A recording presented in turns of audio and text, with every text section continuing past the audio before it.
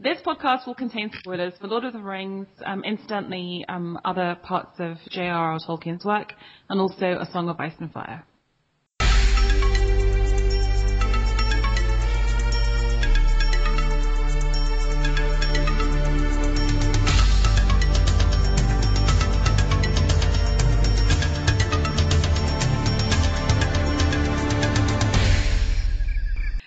Hi everybody, and welcome to the next edition in the Vassals of Kingsgrave epic reread of Lord of the Rings, although apparently not as epic as our forthcoming Silmarillion reread.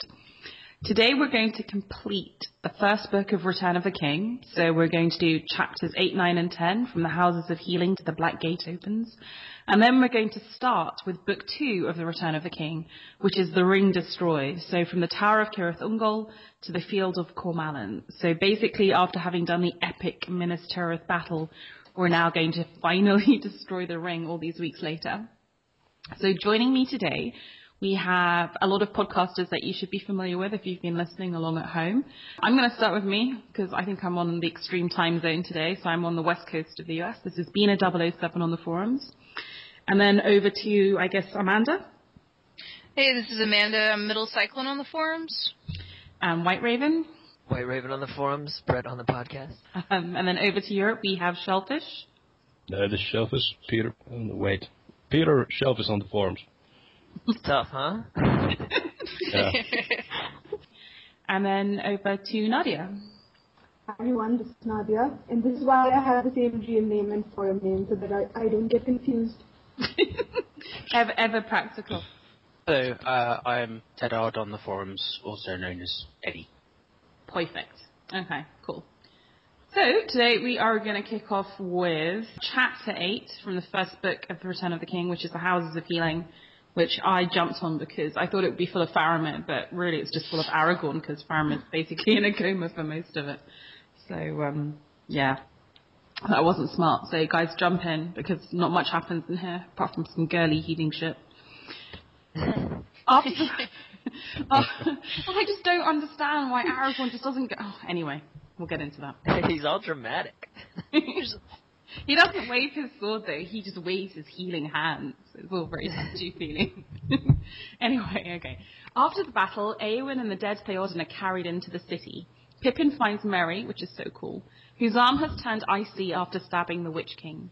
Gandalf finds them and is very cocky about having persuaded Elrond to let them come on the journey, so that Merry could perform such an heroic act. In the Houses of Healing, the women, wise in leechcraft, which sounds very Blackadder, cannot reverse the Black Shadow until Yorith tells Gandalf that they need the healing hands of a king, and Gandalf is like, go, and goes to get Aragorn.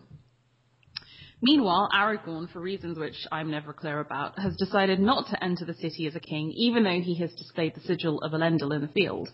Prince Imrahil thinks this is wise because Denethor is proud, so they obviously don't know Denethor's dead yet. But Gandalf brings them up to speed.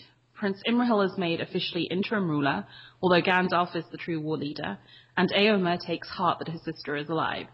Aragorn thus enters the city incognito, but Gandalf thinks that his ability to heal will itself be the proof of his claim. He sends Eoreth to fetch Athalas, and deduces that Faramir's most severe wound is not from a Southron arrow, but despair. Aragorn seems to do battle with Faramir's spirit, and then he awakens, acknowledging his king. Aragorn goes next to Éowyn and acknowledges that her hurt began well before the battle.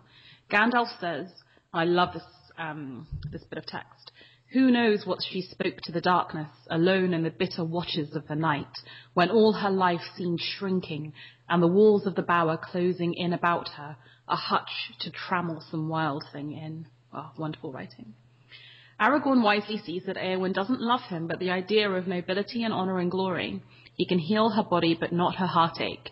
So he heals her, and she wakes, and asks after her father and Merry, but still without hope. Finally, Aragorn goes to Merry. Aragorn heals him. He wakes up and says, I am hungry.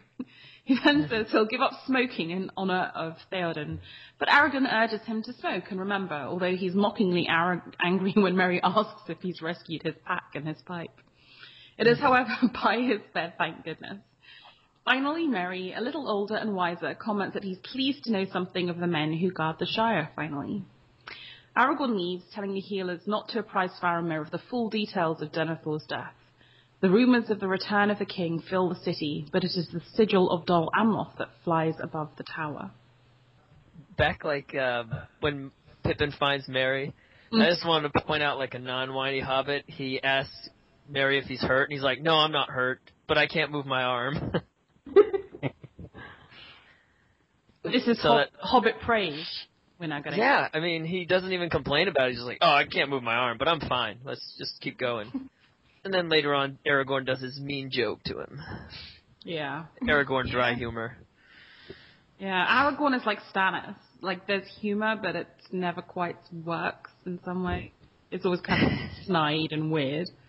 There's quite a bit of that in this chapter when Gandalf and Aragorn are going back and forth with the healer, Eoreth, or whatever her name is.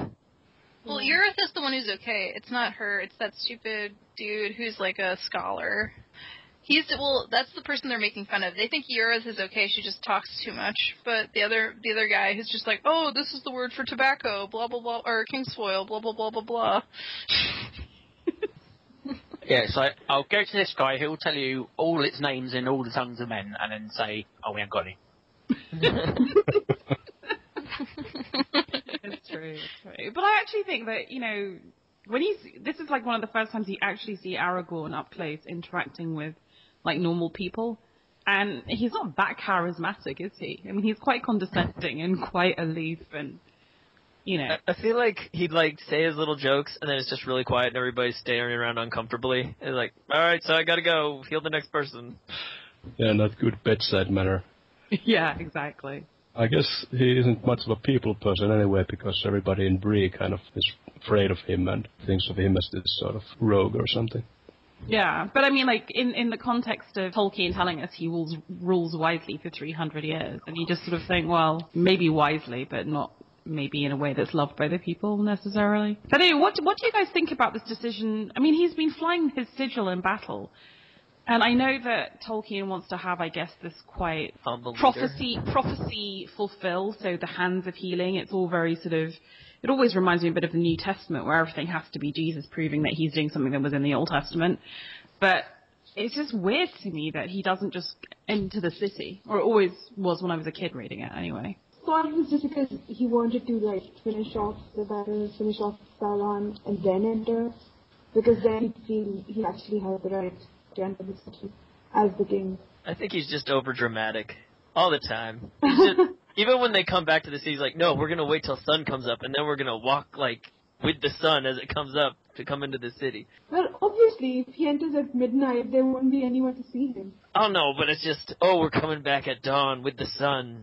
I don't know. It just seems kind of heavy-handed. It's like, all right, dude, we know you're the best thing since sliced bread. You grew up with the elves. You're awesome. Look at my secret elf stone. Do you think it's the equivalent of girls who just always wanted to get married and have their wedding day totally planned out from when they're 7 in immense detail?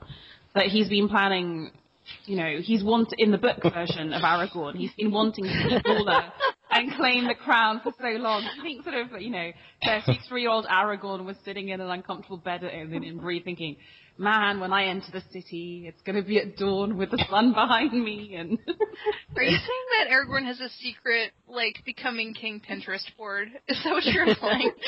He's very vain. I can just see him sitting, with Arwen, and she's sewing his sigil. He's like, no, I said the stone's on top. Jesus. Arwen, you mean we have to go to another cake tasting? Oh. I think, it's just weird to me that we have all this action, and then Tolkien takes this break, and suddenly, for the first time in the reading of the book, suddenly he becomes very concerned with kind of establishing Aragorn's claim, not just because he's of the line of whatever, but in terms of expectations of what the people would think. Suddenly the people's opinion and getting the buy-in of the people suddenly becomes important, but we'd never really sort of heard of that before. Before it was always, he just flashes sword and on he goes. So it just seemed to come a little bit out of nowhere. I don't not like it. It's just a bit weird. Well, is it like a sort of calculated sort of pageantry so they can sort of impress the people? Or because I often feel like this sort of Aragorn's kingship, it's sort of treated like it's a divine right to rule. But I guess they are trying to sort of make an impression here. Yeah, so I find it contradictory. Like, if it's a divine right, and I guess if Gandalf's like a sort of quasi-angel, and this, like, I mean, this is a non-Christian world, but still, then he has seen that, right? Like, he's entitled. He's assuming the rule to which he's entitled. But kind of like, why are you all of a sudden interested in the views of the people? You can't imagine Stannis doing this, right? Slightly different world between the two. Yeah, true, but both very entitled men who believe they are entitled to rule and have waited a long time to rule or overcome great... Well, we don't know if Stannis is going to rule, but you know what I mean. Speaking of the divine thing, wasn't there like a divine wind or something in the House of the Healing that sort of came from Valinor or something? I think I read that somewhere, but I can't seem to find it just now. Yeah, it was like the thing I noticed was every time he infused the Athelas, it was like different for every person.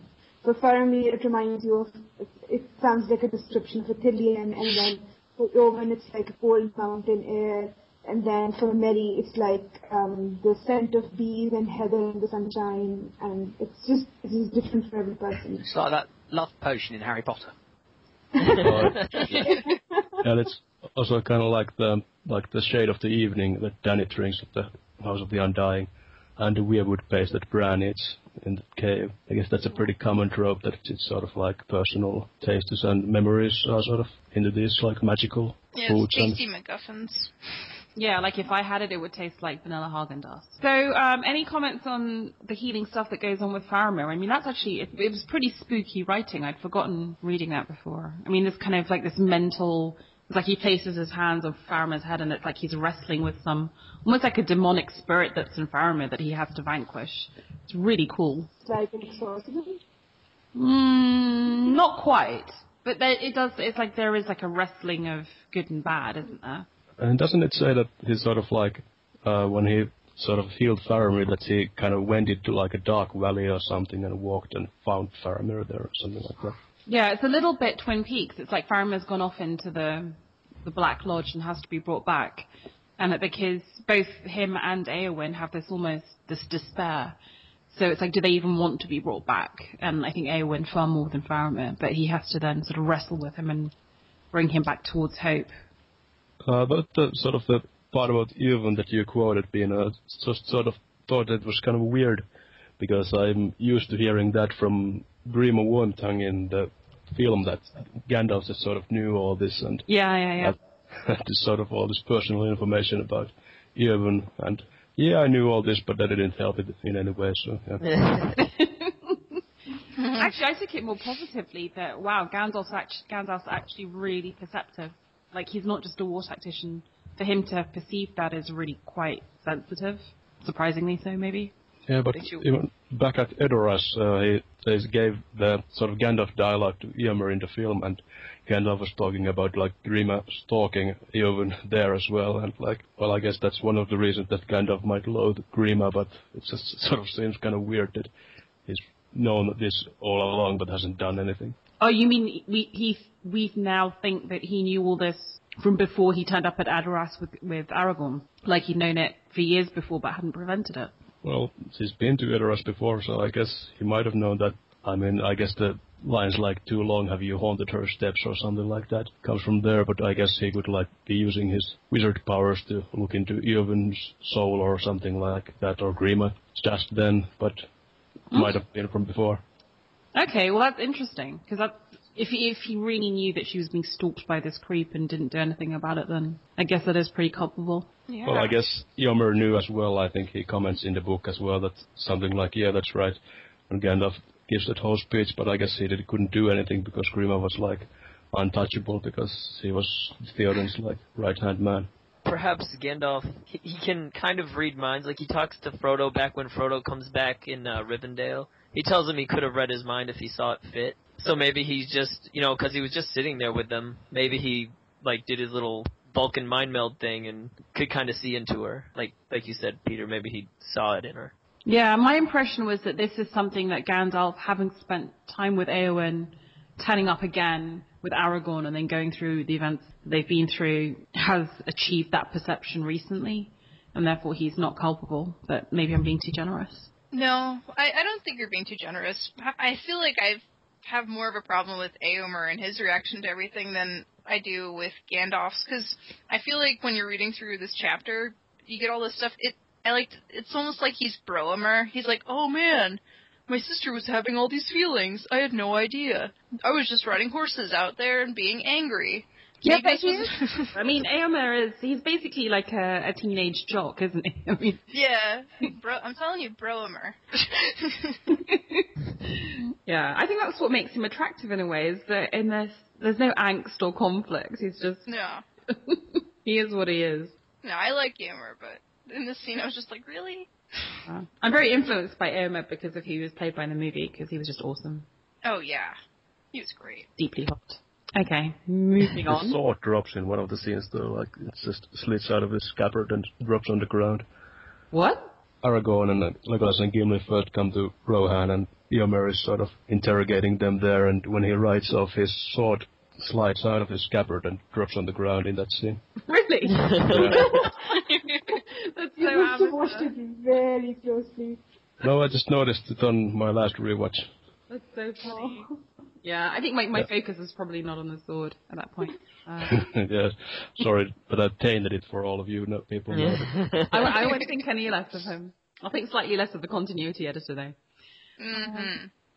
Okay, so that's Éowyn, and then on to Pippin, the last person who be healed. I think this is so cool, so sweet. I love this scene when he wakes up and he's all like, "I'm hungry, but I'm not going to smoke anymore because because my best mate died." That lasts all of 5 minutes. But I always found it kind of implausible that through all their journeying, somehow Aragorn's been carrying their packs the whole time. It's hilarious to me. Very He was big. carrying his own back. It was on his back when Pippin found him. Oh, okay. Cool. Yeah. Yeah, that's why he was worried his pipe was broken. Because he, Fell stabbed on the it. Witch King and fell on it. So it's like, never mind about my arm. Shit, I might have broken my pipe. Priorities. Oh, dear. I wonder if he's upset he has to smoke with the other hand. Do you think it's like a Jamie Lannister moment? It's like, oh, no. And now Mary's going to grow a conscience? But other than that, I would say, I mean, this is a fairly straightforward chapter, I think. It's we just sort of catch up. We see where everyone is. They're going to get tended to. We see Aragorn being all kingly, and then we move on to the last debate, really. Unless anyone has anything else to say about it. Very little Faramir content. It was very disappointing. Okay, on to the next chapter, which is that Shellfish? Yep. Okay. So this last debate chapter, this is sort of, primarily it's just recounting sort of what happened between the Paths of the Dead and the Battle of the Pelennor Fields for Aragorn and Legolas and Gimli, but it also includes the sort of the planning for the Black Gate stuff. And it's kind of like a retread of the Flotsam and Jetsam chapter in Two Towers, because it's just sort of the Fellowship sort of having a moment of peace and catching up. So begins as Legolas and Gimli just walk into the city, and they're just going toward the Houses of Healing, but I guess they don't know where it is, so they go to Imrahil, and while they're walking down the streets, they're chatting, and Gimli is looking up the stonework and saying what could be improved, and Legolas is like singing. I guess that's what he does. And I mean, Singing. I mean, what's wrong with that? if I saw some like, if there had been like a big battle and a war and all my friends had died, and then there's some asshole just sort of strolling around the street singing about himself there, I think I might want to punch him.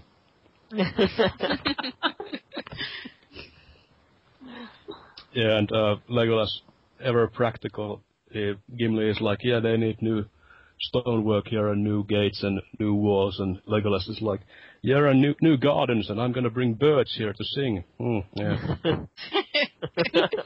No, but this is a very important part of Tolkien, isn't it? That, the machinations of Saruman have been industrial in nature, and now we need to restore fertility in life, and, it's a pastoral homage, isn't it? So it's important to have the birds back and soil, and, yeah. Sam's a gardener, come on. You need to have priorities. Yeah. Also, yeah. But the city is kind of like a weird, dank, creepy mausoleum. Yeah, it's barren. Half the people have gone. It's empty. People need to go have babies, and people need to plant trees, and birds need to come back. They never really had gardens, right? Only the Houses of Healing had gardens. Yeah, it's It's a hollow city. It's poor city planning, honestly. Well, I don't think it was originally their city. I think their city was Osgiliath, and then they kind of moved to Minas Tirith because they needed the defense. Yeah, it's kind of like if Rohan had all gone into Helm's Deep and then had to live there for generations. True. It's just not furnished. It is called Tower of Guard. What was it called before that? Was it Tower of the Sun or what? Something else? Yeah, they had Anor or whatever. Yeah, Tower of the Sun, and then Minas Morgul was called Minas Ithil, which was Tower of the Moon. So yeah, not hugely imaginative. Okay, so a lot of it's not. So in defense of birds, we now continue.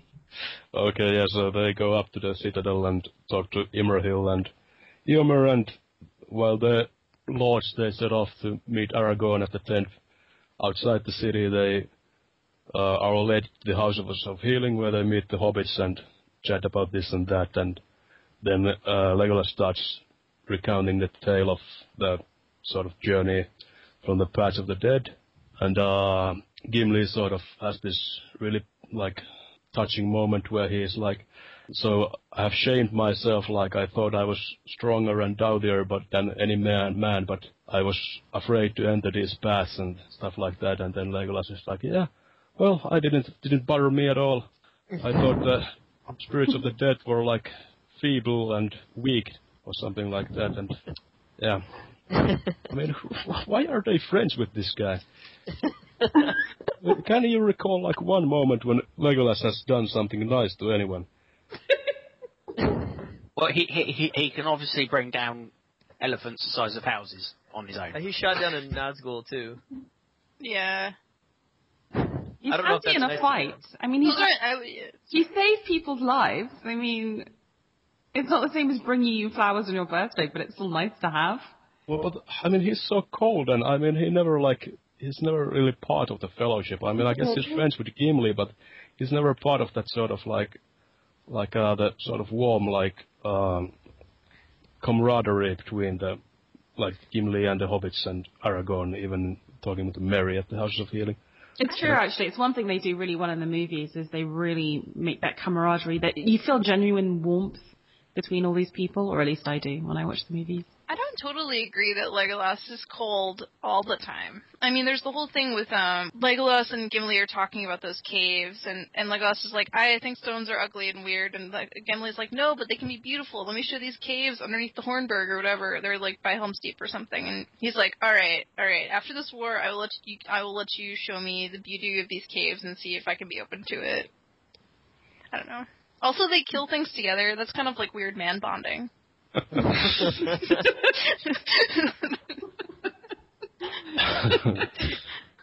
Yeah, I guess, I mean, like, the part of this part where I'm saying that he's like an asshole for being condescending and all that, I mean, part of those I feel like are really him just busting balls, like being kind of his own sense of humor, but just sort of comes off as being like a sort of arrogant prick, I guess.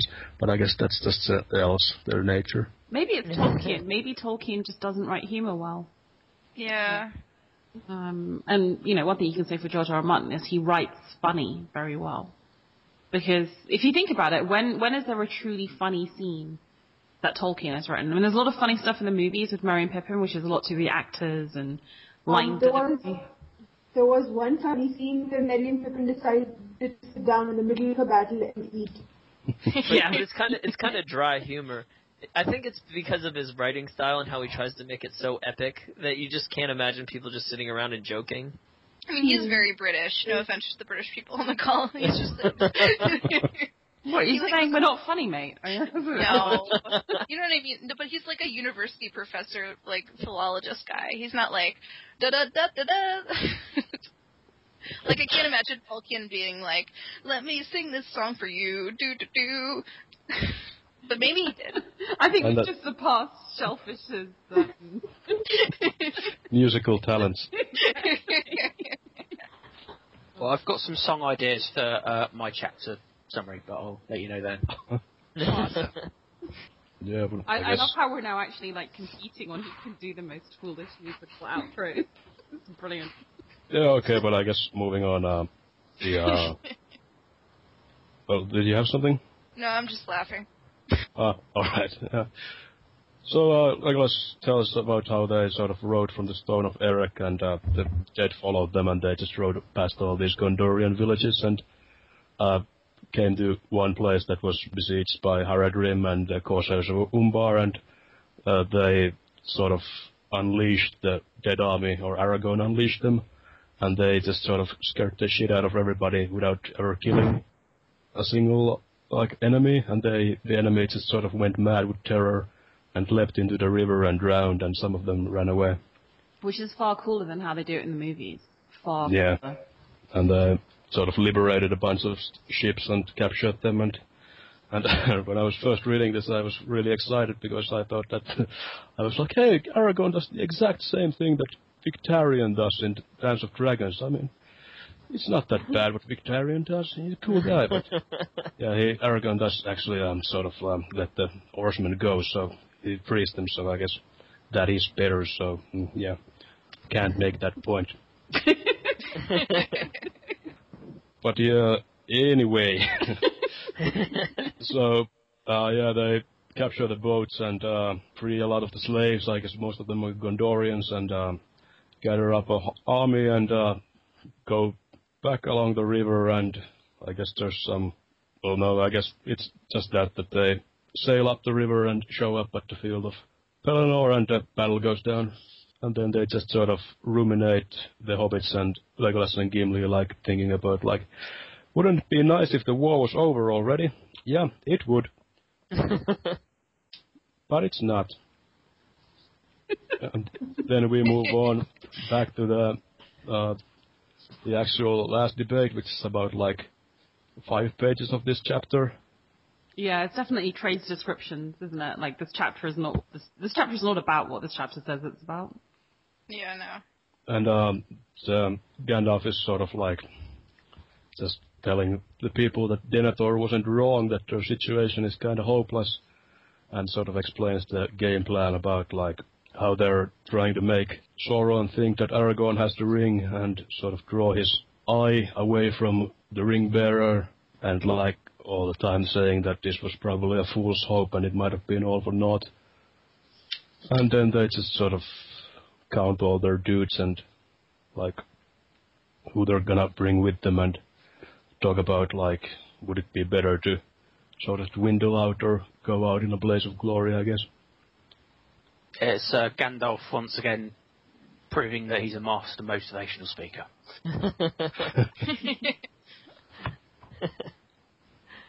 I love the scene in the movie when they're just sort of talking about it, and then Legolas sort of perks up and says, "A diversion." I love those, all the Captain Obvious moments of Legolas in the movies. It's they're taking the hobbits to Isengard. What else here? I wonder if anyone's done a master cut of all of those. Did anyone see him actually doing it live? What, who? Orlando Bloom. No. I think he did a version live on the set for the Hobbit films. It's where he did his own best of mashup clip live? No, he sang the Taking the Hobbits to Isengard remix song. Yeah. We should link that in the show notes. We should. If someone's sent it to me. I mean, it's on a par with the Sean Bean, one does not simply walk into Mordor line, isn't it? I mean, it's an iconic dumbass line from movies. My favourite line from that scene in the movies is when Gimli's what is it he says? Small chance of success, certain odds of death. Count, what are we waiting for? As he's sitting in a throne smoking a pipe, just totally a boss. I love Gimli so much. We need to talk more about how much we love Gimli, and not always how much we hate Legolas. That's really true. Gimli's pretty funny and great. Yeah, even in the books, And actually. he loves the hobbits. What, Nadia? And he loves the hobbits. He does love the hobbits. Absolutely. Yeah, and every time he sort of talks to Merry and Pippin, he's like, "Yeah, I like you guys mostly because I went through so much shit to rescue you." That's kind of a funny way of showing affection, but I guess it's just busting balls again there. Yeah, I think there's a lot of joshing going on. You can't take it all too seriously. Okay. And okay, finish off the chapter. They sort of set off, and Aragorn draws Anduril, and says that you will not be sheathed until this thing is done or something like that. And I'm like, oh god, now he's talking to it. But the sword doesn't talk back. Do you think it's... Yeah, but he expects to ride all the way to Mordor with an unsheathed sword? That's just impractical. Well, more people can see it then. He's probably just going to hold it above his head the whole time so he won't cut himself. Wouldn't his arm get tired? I guess maybe not, but maybe the. I don't know. That's Aragorn. See his clothes all the way to Mordor, or I don't know. You can't hold an unsheathed sword for that long. Well, I mean, I guess Anduril, it's like a bastard sword, or it has a sheath, but like a great sword, you do actually carry it on your shoulder. You can't sheath it. So, I always thought it was a longsword, though. I don't... Narsil or whatever, Anduril. Well, I think it's pretty big, but I think it's like on a hand and a half sword, like in the movies. Oh, yeah, a bastard Yeah, sword. but it actually takes it out of his scabbard, right? Which means it's not a great sword. Yeah, I guess Galadriel gives him a sheath for it as a gift. Yeah. Yeah, she's like, you can't just have this swinging around, man. Health and safety. Exactly. OSHA. Galadriel is OSHA, in the sense of not the one person from Westeros. But nonetheless, let's be complimentary for a moment. This decision that they take to ride to certain death to give Frodo the chance is immensely heroic. It's just stunning. It's a stunning sacrifice. So It is very brave. yeah, I love those guys. For Frodo. Come on, who watches that movie? If you watch them all back to back and you've been on the epic journey, and when Aragorn's about to, he lifts up his sword and he's about to run at the Black Gates and he says to Frodo, I might cry every time I watch that. It's just so beautiful. Oh, anyway, moving on. Anything else on this chapter, guys? I guess I said this on the last episode already, but Imrahil is here, like when they actually tally up all the men and are about to ride out, he's like laughing and being like, oh shit, we're fucked. We have like 7,000 people and oh man. And he doesn't even know that Aragorn's going to let half of them go back because they're scared. Oh dear. So who's doing the next chapter? Is that... It's me. Hey, over to you, Nadia. Black Gate opens. So this is the last chapter of Book 1, right? Yep. Cool. Book 5. Yeah, the big finale of Book 5. Okay. 2 days after the last debate of captains, the army of the West is all assembled. The enemy hosted in Anorian has been scattered by the harem, and survivors have fled to Ker Antos. Though Pippin will represent the Shire folk in the army, Merry, to his shame, is not well enough to go. He and Bergil bid farewell to the army. The army passes through Gilead at noon, and they camp soon after, but the horsemen ride on to the crossroads.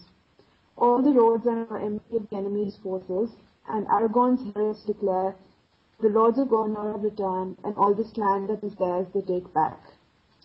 The army now takes time out of their busy schedule to replace the fallen head of the city and wash it free of all the orcs' markings. Prince Imrahil suggests they attack Minas Morgul and take the pass of Tirith Ungol into Mordor. But Gandalf, knowing that that is where Frodo was headed, urges them to head to the Black Gate. But the vanguard rides to the Morgul Vale, destroys the bridge, and sets fire to its seal. The next day, the army marches north to the Black Gate. Twice a day, the heralds proclaim that King Elithar has come. Orcs and Easterlings try to ambush the army, but they are forewarned and rout them easily. As they reach the end of the living lands, some of the hosts are unmanned, but instead of forcing them on, Aragorn tells them they can go and retake Ker Andros from the enemy. Less than 6,000 move on to challenge the might of Mordor. As the army reaches the Black Gate, they see the Nazgul hovering over the gate. Aragorn faces his army on 2 great hills. The captains of Gondor ride up to the gate, and Legolas, Gimli, and Pippin go with them. On reaching within hearing distance of the Morannon, they unfold their banners and heralds cry out, asking for the Lord of the Black Land to come out and meet justice. With the rolling of great drums and braying of horns, an embassy comes comes from the Dark Tower led by the mouth of Sauron, a black Numenorean. He tries to taunt Aragorn, but Aragorn silently overpowers his will.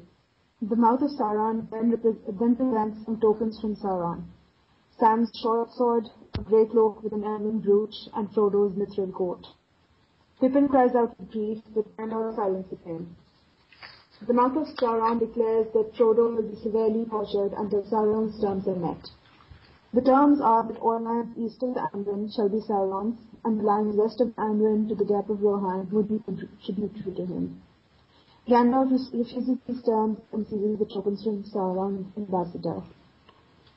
Terrified of Gandalf's power, he flees back to the gate, and as he rides back, the gate flies open, and Sauron's army pours out of the gate and down from the surrounding mountains. The captains of Gondor ride back to the two hills on which the army of the west is assembled, but the hills are soon surrounded by the enemy. As the final assault begins, the Nazgûl ride in, and Pippin is crushed with horror. He wishes he could have died with Merry, but was to die fighting.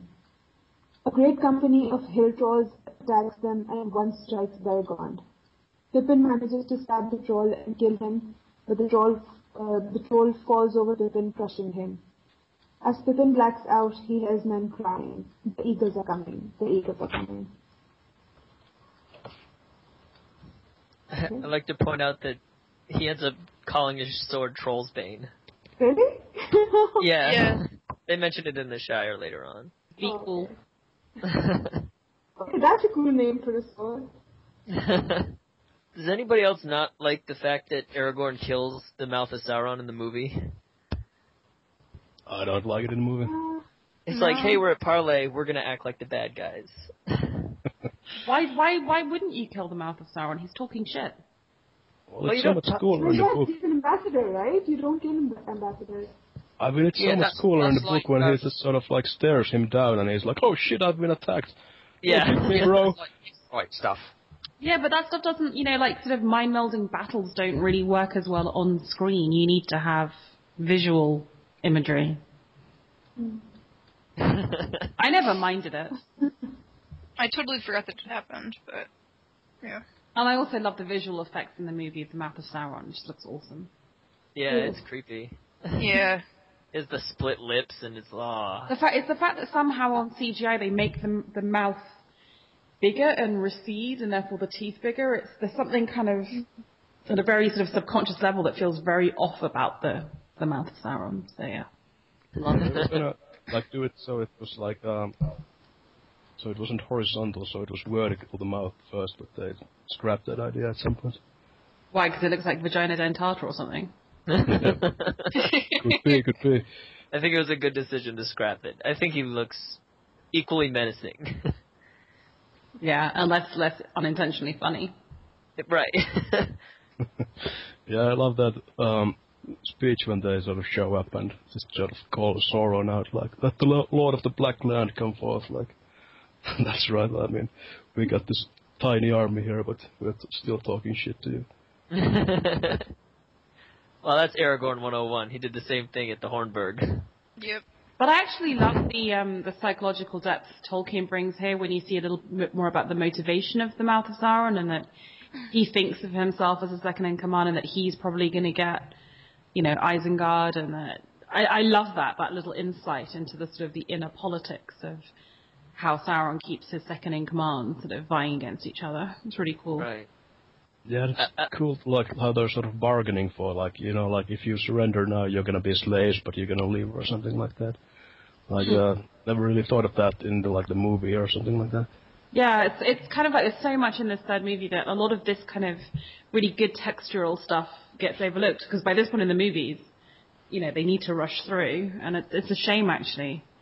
Because there's still, even at this point, they're trying to tempt the men to corruption. In the movie, when he shows them, like, the mithril coat and everything, it's almost like he's fishing for information rather than trying to show them that he's dead. Because he, like, shows it to him, and then, like, Frodo, and then Gandalf's like, shh, and then the guy's like, looking to see. It's kind of funny when Gandalf is like, silence! Silence! Yeah. It happens. Stupid hobbits. But it's almost like they wanted to know why they were there. But in the book, he's just like, yeah, they're spies, and they didn't make it. It's much more powerful in the book. The balance of power is far more with Sauron at this point. Yeah, and in the book there's also the cliffhanger that you don't, well, if you had read it and not seen the movies first time, you don't know that Sam and Frodo are okay, because the last time you saw them it was in the tower and they were sort of both in dire straits. Unless you were a kid and the first time you read it, like me, you skipped forward because you couldn't bear it. Like, wait, 100 pages? What? I totally spoiled myself. Yeah. The funniest thing in this chapter was when they're right at the crossroads. I mean, they're on their way to war. They take time out to actually fix up a statue and clean it. I mean, that sounds more like something you do on the way back after a victory. Well, kind of a shit assignment to, like, cleaning up hot shit from the statue. They would have all got killed in Frodo's sacrifice of something. Actually, you know what about this chapter, what I really like is, and even listening to the latest VOK that come out, which is Valkyris doing this kind of comparing Tolkien to George R. R. Martin. And, like, a lot of the argument he's making is that Tolkien's very simple and very pure, and that Tolkien just says, well, Aragorn rules wisely, and we never know why or how that would have happened. But I love the way Aragorn deals with the people who are getting scared and who are freaked out and who don't want to ride to their death. And he's like, right, you can go off, but I want to make sure that you go off with some kind of honor, so why don't you try and scout around and clear up the remaining orcs and do this and that and go back with honor. And I just think there's a lot of real wisdom and nobility in how he deals with those people. And that you do get a clue as to the kind of ruler that he's going to be, which is perceptive and merciful and considerate. So, there you go. Yeah, Stannis would have burned them. Stannis would have burnt them. We've talked a lot about how this is similar to World War I, and from Downton Abbey, I know that some soldiers were shot for cause, right? In most armies, right? You get shot for desertion. Yeah, exactly. I think part of the reason why he doesn't want the scared people going with him is because when they get there, they need to be pretty steadfast in what they're doing. Like, no regret. They need to be there and stand tall, because otherwise they won't believe he has the ring if people are going to run away. Yeah, that's a good point. It also could, bouncing off of that could also be the reason they fixed the statue, because it's like, look how arrogant I am. I'm already the king. I'm just fixing up stuff, because Sauron, whatever, I'm just going to deal with it. It's not a big deal. And then Nazgul riding up above. What the fuck are they doing? Yeah, because bear in mind that, you look at who he's leading now to this battle. You've got the troops from Prince Imrahil and other troops that are joining him, and they don't know who this guy is for a toffee. So he has to establish himself as a credible leader and as someone who does have confidence. And, okay, he's leading them against insurmountable odds, but someone who is keeping his cool and riding with his sword aloft. So I really like it. I really think it gives us a glimpse into how he would inspire confidence. No, that makes sense. Okay. Silence. My defense of Aragorn has just shocked you all into silence. That was in memory of Tanya. Okay. Nothing more in this chapter? Do you guys remember the first time you read it? Did you think... I mean, were you on the cliffhanger, or did you... I was so worried about Pippin. Yeah, I don't really remember, but I think I might have skipped forward as well. I don't know, it was a long time ago, I don't really remember, but I think I probably did. I don't remember, but you gotta assume that Frodo made it, otherwise it would be a pretty terrible set of books. Okay, so that wraps up Book 5 then, I guess. Which I think is, like, the coolest of the books, obviously, because it just has the big rap battles in it. On to Book 6. So who's doing Chapter 1? Is that Amanda? Yeah, I'm doing 1 and 2. Oh, yeah, because you were going to do the defense of Sam and not, like, have Whiteraven have 2 anti-Sam chapters.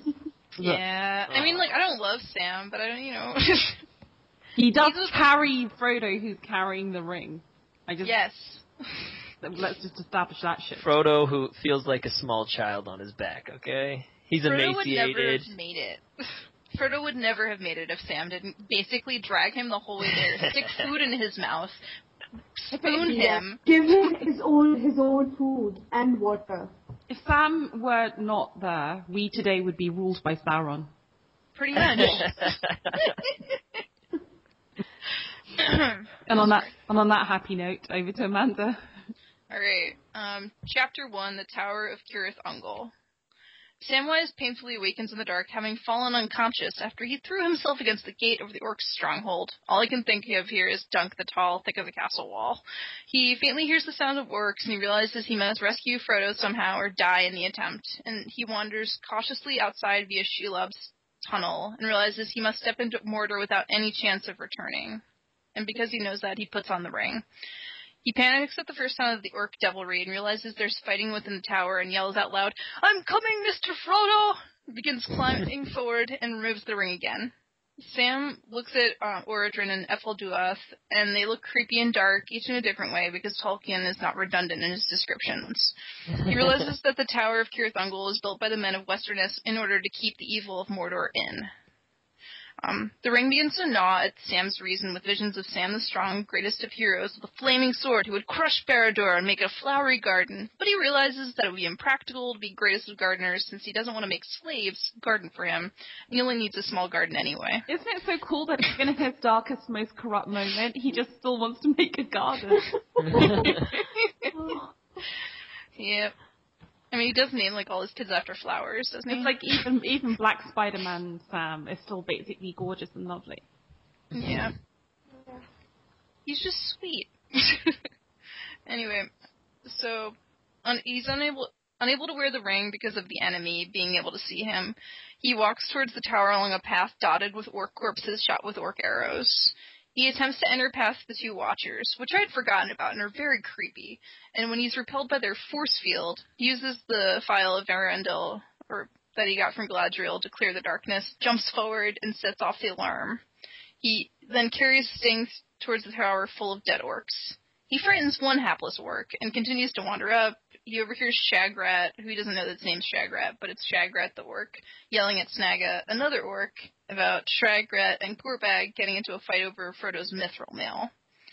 Shagrat chases Snagga, who escapes, and then it stabs Gorbag. This is all very confusing. Basically, a lot of orcs are, like, fighting each other and stabbing each other, and there's, like, two different, like, rival orc things going on because of Frodo being around. Samwise, anyway, leaps out to slay Shagrat, who hits him in the face with a bundle of Frodo's stuff and runs. Which is funny. Sam decides not to chase him and climbs back up the tower to a seeming dead end. In the darkness, bereft of hope, he sings a song just about how he's worried and sad, and he hears a faint voice singing back, which is like Baron and Luthien. He hears Snagga threatening and whipping the faint singer, and he desperately tries to get up there, attacks Snagga, and Snagga falls down the trapdoor. And Sam decides not to look and see what happened. Frodo is naked and weak, lying on the ground, and they have a warm greeting. Frodo is full of despair because he believes the ring is gone, but Sam presents it back to him, and Frodo responds first with gratitude, and then rage, and then regret for the rage. Sam finds... Sorry. He says the same thing as Boromir right there. He's like, what have I said? What have I done? Yeah, he does. Sorry, I wrote this a couple days ago, so I haven't looked at it since then. Right. There's like one sentence. Sam finds them orc stuff to wear after like looking around for a bit, and then they make their way out of the tower using the phial again to strike down the Watchers, escaping as an arch collapses and the Watcher alarm goes off again. Other statues or the Watchers, there's like, what are they? Are they like statues that somebody's put like demons inside or whatever? What are they? They were like Go ahead, Knight. I was saying they were like warded to keep the evil in, and then when Sauron took over, he made it so that good couldn't get in to there, and his guys can't get out. Well, what did the Gondorians made those like really creepy statues with like bird heads and like vultures? They looked like, and they were affected by Galadriel's light, right? So they couldn't have been put there by the Gondorians or whatever. It must have been Sauron who put them there. No, he didn't put them there. King of Almar. He just repurposed them.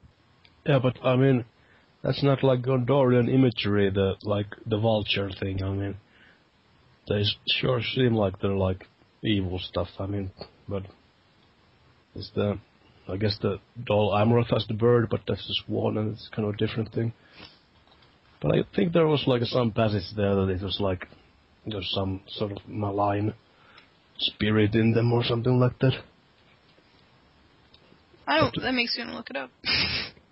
Do they like actually? Does the file destroy them when they run out? Because on the way out, the keystone like dropped out or something, like the arch tumbled. But what about the statues themselves? I'm not sure. I don't think they break. I think. Sorry, Nadia. I think the gate broke as well. I'm not sure about the statues. I can read it for you guys. The will of the Watchers was broken with a suddenness like the snapping of a cord, and Frodo and Sam settled forward, then they ran. Through the gate and past the great seated figures with their glittering eyes, there was a crack. The keystone of the arch crashed almost on their heels, and the wall above crumbled and fell in ruin. Only by a hair did they escape. A bell clanged, and from the Watchers there went up a high and dreadful wail. So the Watchers were still there? I think so. Maybe their statues are a little messed up, but their spirits are probably still in the statues. They're just kind of, like, uglier now.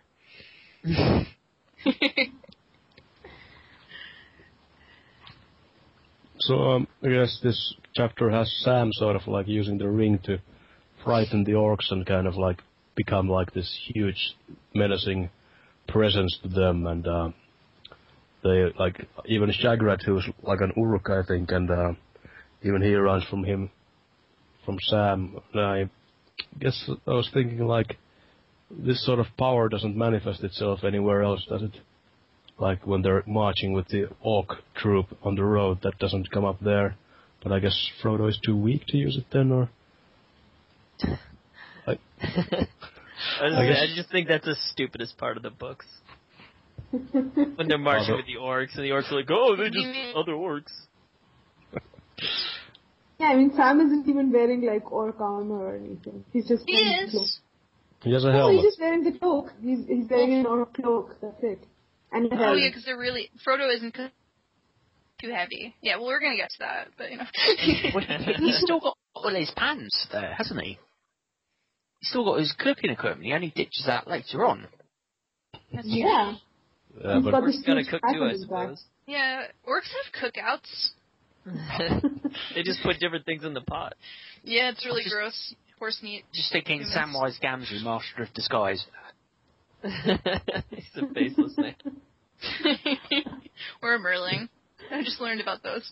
That's a kind of semi-serious point, though, which is when you see what Sam's vision is when he puts on the ring, I think, you know, one of the criticisms of Tolkien is it realistic that people can resist? And we talked about Faramir not just being the right vessel for the ring.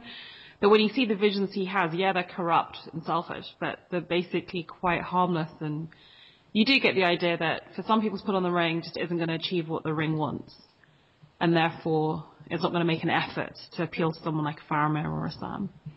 So, in defense of Tolkien, once again.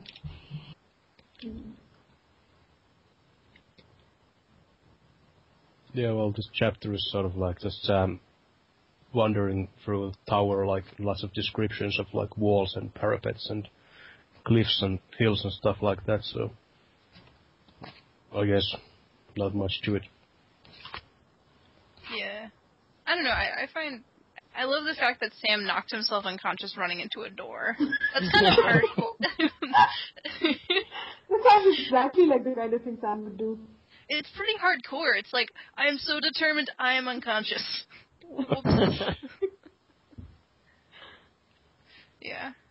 But all kidding aside, I don't know, I think it's a really creepy scene that Sam walks into. There's just like dead corpses everywhere. And he does not know what's going on, and he's by himself, and he's not really hiding because he can't use the ring. So it's just like, that's pretty hardcore. He just goes in by himself. And there's orcs everywhere. He's just relieved that they've sort of finished themselves off. And he doesn't have to fight them. I think he's so relieved that he doesn't really, take in the horror of it. Yeah. He takes it in later on when he needs to rummage through the bodies. Oh, yeah. Ugh. Sam's practical, right? He hated clothes, so he went and got them. Yeah. Because rummaging in corpses can't be fun, especially orcs, because they probably really smell. Yeah. I don't think Sam and Frodo have had a bath for a while. Yeah, they probably are a little ripe. It's true. this is kind of like one of Tolkien's like bigger overarching themes. Is like evil will ultimately devour itself with its own like ambition and like lust for power. Like this whole thing, like the orcs, like they could have had Frodo and the ring and everything. Very like if they had just waited and not been a little more stable. Yeah, evil will be undone by its own petty machinations. I like that idea. Yeah. And so they were fighting over the mithril gold, was it then? Yeah. Yeah, greed under Shiny shit. Do you think Sam would have still gone in there if they were like well stocked with troops out there, or do you think he would have just tried to go in on his own? That's interesting. Yeah, good question. Yeah, I think he would have. I think he would have got in because he's dumb. Yeah. No, he would have gone in anyway because he's loyal and courageous. He's loyal. And dumb. Give a hop and a break, guys. Anyway, on to the next chapter. I don't think there's a lot of this is just build up, isn't it? So. Yeah, this next chapter is there's only so much to say, so you'll see my synopsis is pretty brief, if everybody's ready. Yep. Alright. Chapter 2, The Land of Shadow. Frodo and Sam fly the coop, running and essentially leaping off a shallow cliff into some thorny bushes. Frodo grows weaker and weaker as time goes on, and the Nazgul cry out because at around the same time the Witch King is being stabbed by Merry and Eowyn. They find some fresh water, and they are getting eaten by mosquitoes until they find a place, and they fall asleep hand in hand. They run into two orcs who are arguing and then attempt to kill one another, one with an arrow, one with a spear, but fail. They then reach some plains where they're unsure of where to go next. They estimate they're about a week from Orodrin, and Sam makes Frodo sleep. It's a lot of like Sam as caretaker of Frodo, this chapter. I think the mosquitoes they're going through is what's left over of the Witch King. Just that annoying evil left over. Yeah. Sam then becomes aware that he thinks he's been seeing Gollum, or like he like suspects that Gollum is around because those two orcs that tried to kill each other were kind of talking about like all the drama that's been going on and the fact that they called him like the Nazgul Shriekers, and they refer to something that's like creeping about, which is probably Gollum. Anyway, whenever Sam's awake though, Gollum's nowhere to be found. So a day passes, nightfall hits again, they start walking and they get trapped in a dead end and basically drafted into an orc chain gang. They run and they're exhausted until the company they are running with crashes into another military company, and in the chaos they escape, find a ditch to hide in, and Frodo passes out.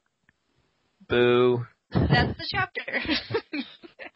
Yeah, I was really relieved when they got to the orcs because they actually sort of whipped them and they got their head a little bit. Like, actually got moving. Along. Yeah, I mean, this chapter was kind of pain to read because it says like the descriptions of the hills and if he went southwest here he would have found this place and the Efelduath and the Morgai and oh god, all the names and I mean, I guess there's some interesting stuff like the logistics of Mordor, like how there's farms farther south, and like some stuff about the foundries and stuff like that, but mostly it's just geography. Yeah. Yeah, It's but Tolkien all being the like, I north, love... south, east, west directions are just confusing. I need to have like a map there constantly just to not get dizzy. Or you can just not worry about it and assume they're headed the right way. Oh yeah, but then it bothers me. Okay. I guess when the two orcs are fighting, you get more of this sort of like orc bureaucracy thing here, like, I'm going to report your name and number, like they have this, the orcs are kind of more modern than they have this kind of more modern army kind of thing, and like the men and the good guys, they're all like feudal system still. I'm surprised they even have a name to go with their number. As far as the higher ups are concerned. I'm thinking Tolkien might have served with a few orcish types in the army. Yeah, and Tolkien said there were orcs. He likes to say that there were orcs on both sides of World War I. It's like something he talked about, or maybe World War II. He just like talks about that. He's been quoted to say that a couple times.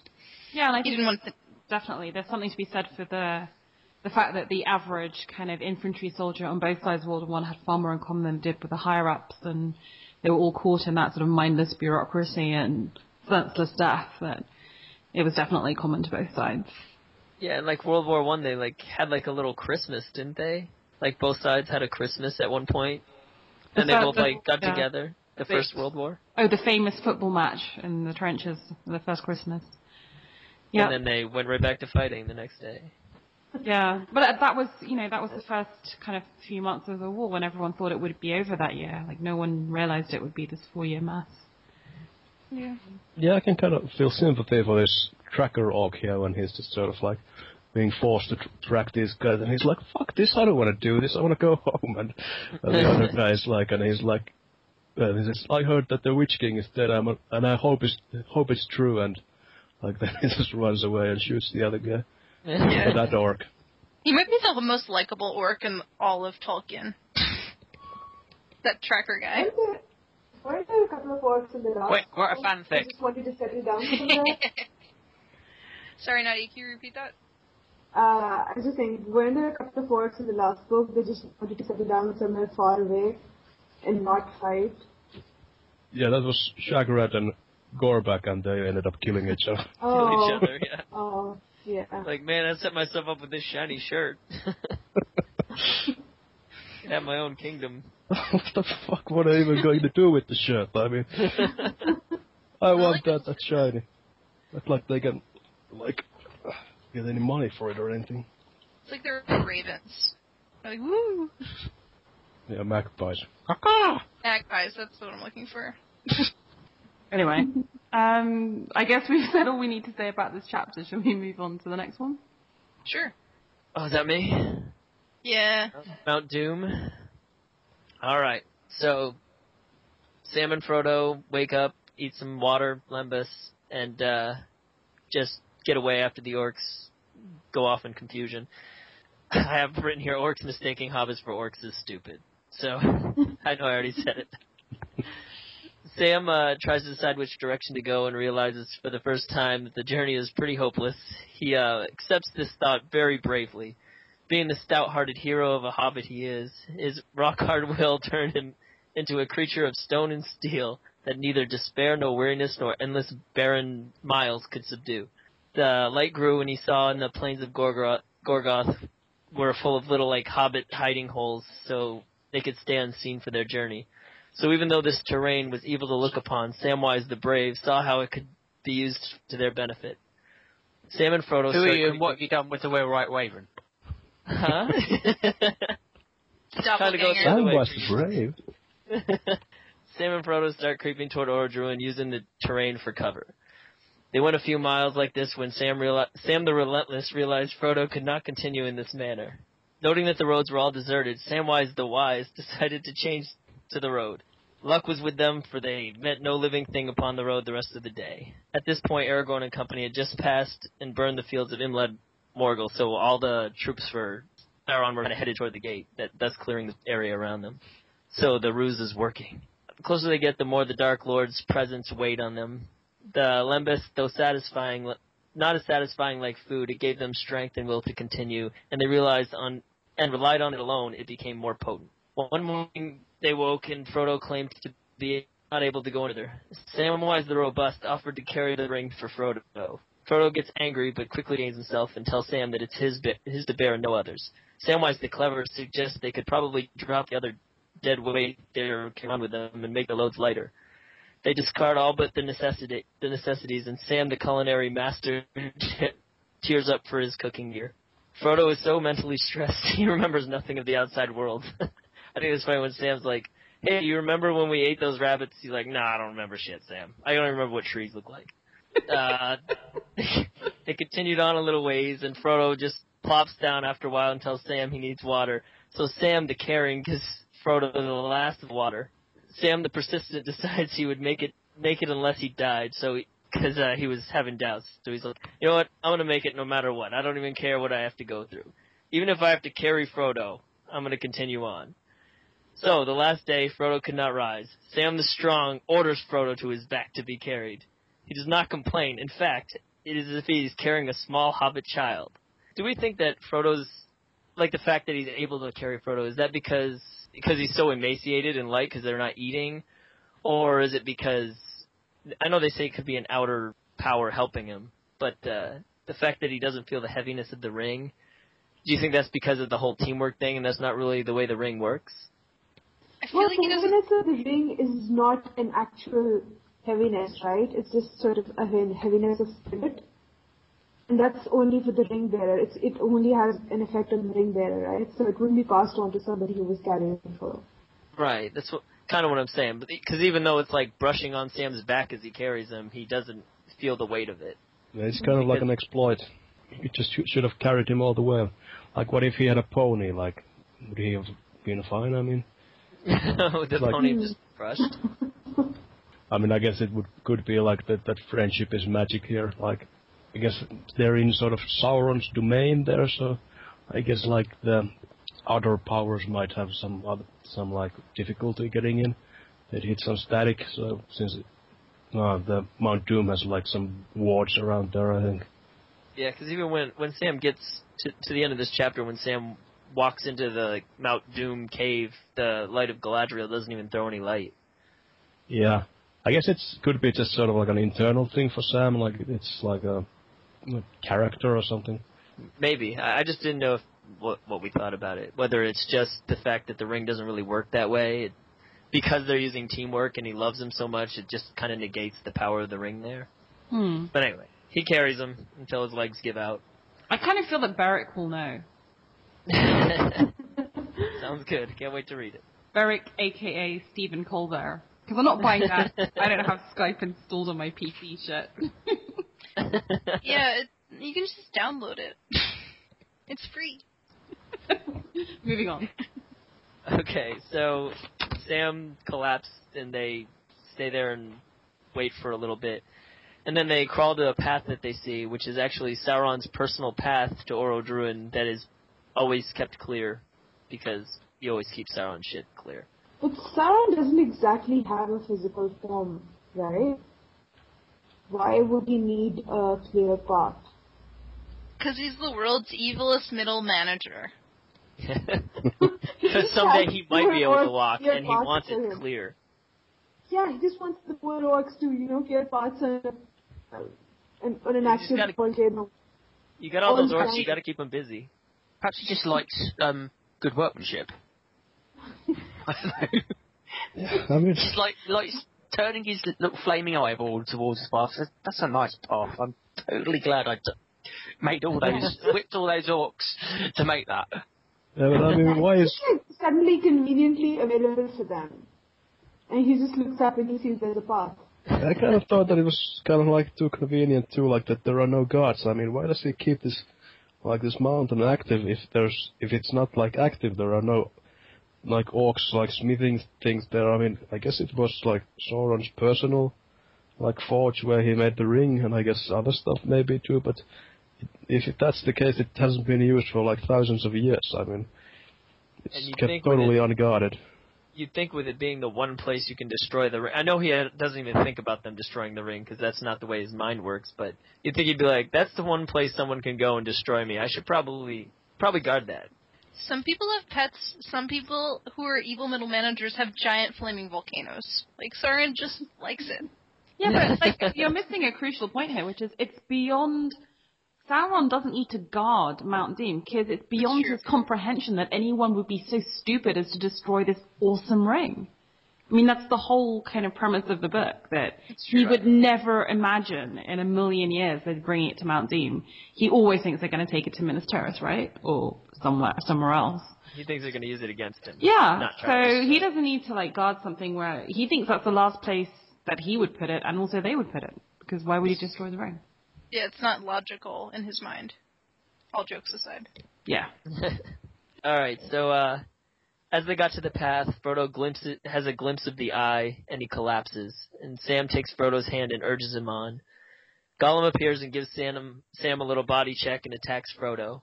Frodo, with ring rage, fights off Gollum and tells him if he ever touches him again, he shall be cast himself into the fire of doom. And it was interesting when he grabs the ring. Sam sees him as this giant white light, and Gollum is not even alive to him anymore. It's just like this little creature. And it's strange, I think. It's weird that he just puts it in, like, holds the ring in his hand, and all of a sudden he becomes greater than he is. I think that's weird about, like, even back when Sam was doing it. All right. Even when Sam was wearing it, the orcs seemed terrified of him just because he had the ring.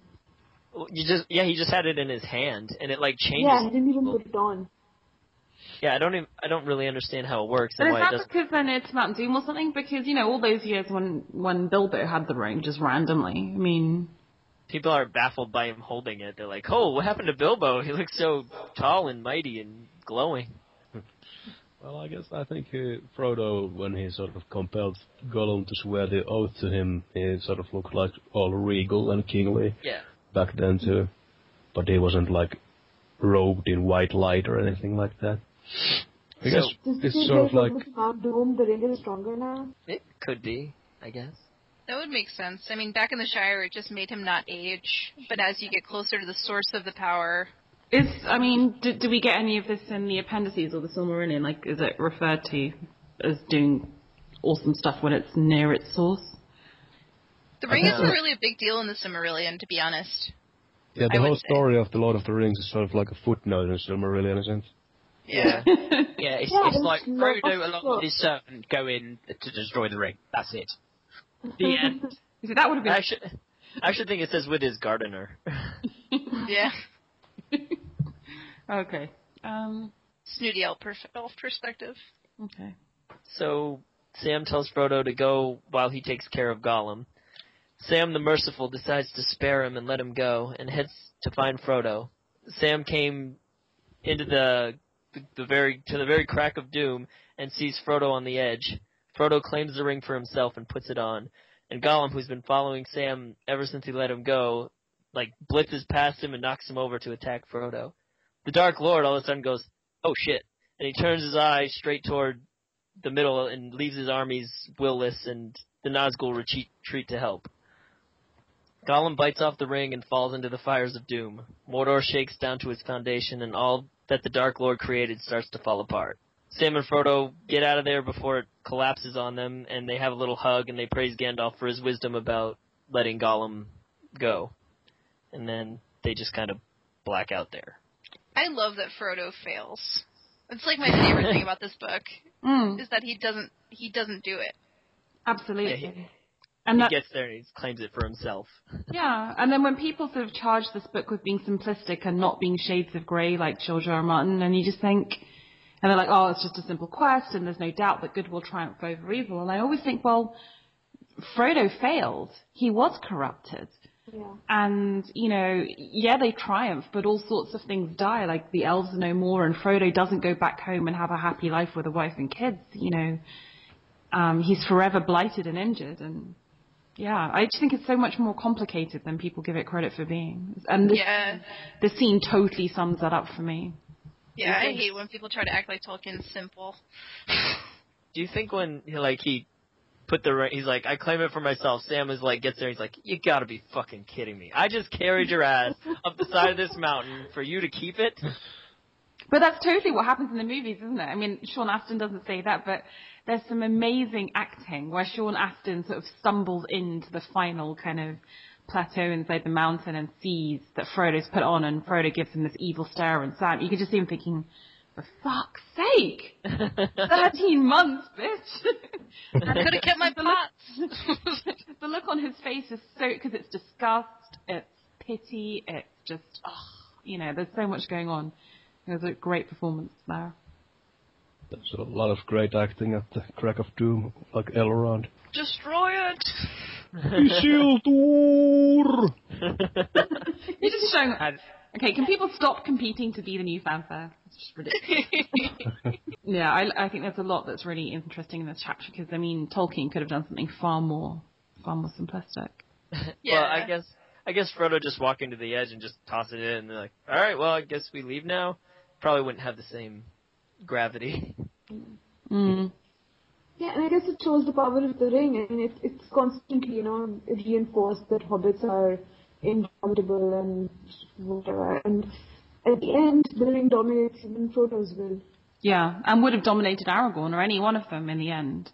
And I think it dominated him, like right there, it took him over because he was trying to destroy it. I mean, if you think back even to the beginning, he didn't even want to throw it in the fire when Gandalf wanted him to throw it in the fire. Yeah. He couldn't do it. Yeah, Oh, okay. So the ring kind of wakes up and tries to seize control when you try and do something bad to it. Yeah, it defends itself. Mm. Well, then how far do you see Frodo as culpable then?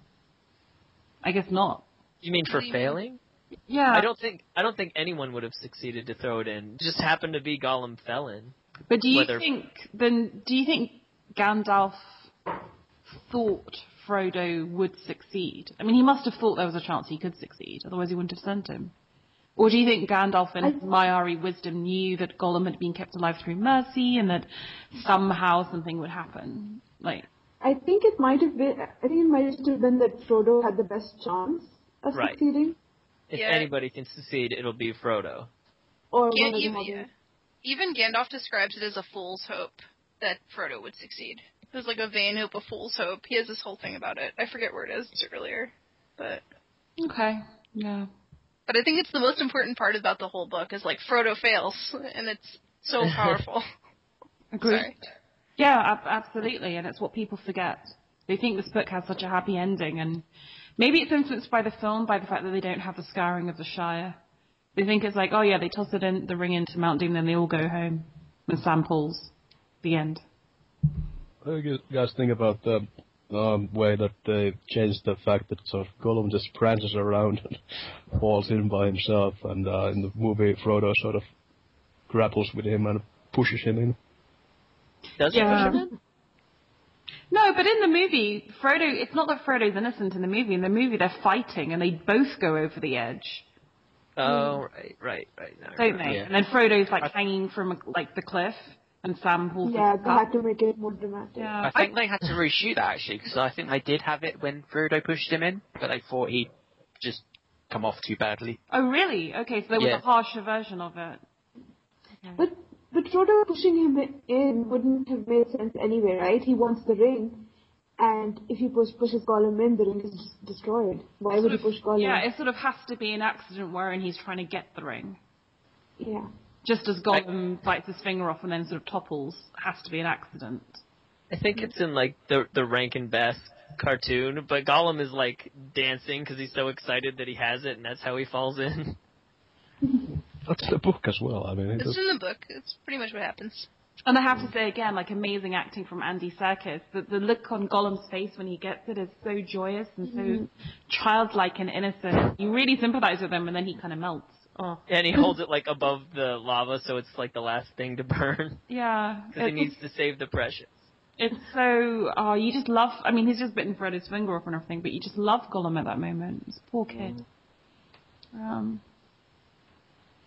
Yeah, but I mean, I guess it's pretty normal for movies, but the sort of the lava, that it doesn't burn him at like, that he just sort of kind of keep his hand there at the eye and he isn't writhing in pain or anything.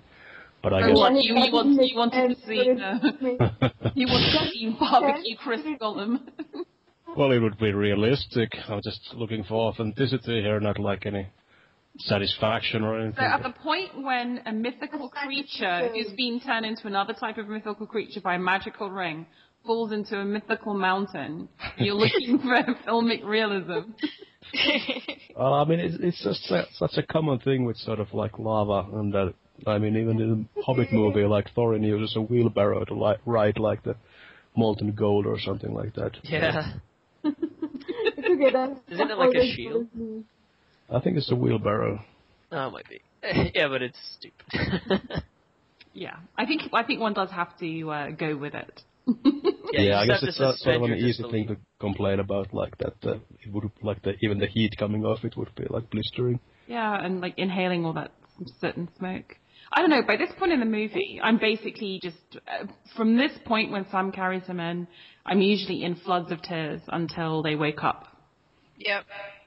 This bit just gets me when they're sitting on the rock in the lava and talking about how, well, we're not going to make it back, but we saved it for all our mates. It just kills me. And I'm quite a cynical person, but it just makes me cry.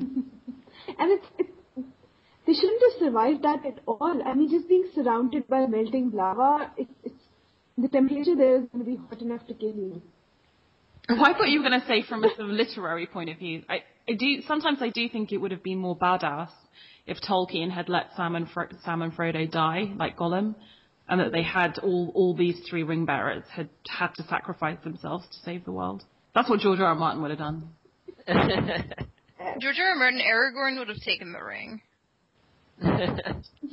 Or Boromir. Everyone would have taken the ring. Yeah, everyone would have tried to take the ring. No, Boromir would have taken it, but then got his head chopped off. No, Yeah. Gandalf would have 'Cause he's- taken it 'cause because he's- he was the most powerful. Mm. And then in Lord of the Rings, the HBO show, Ros the Whore would have taken the ring.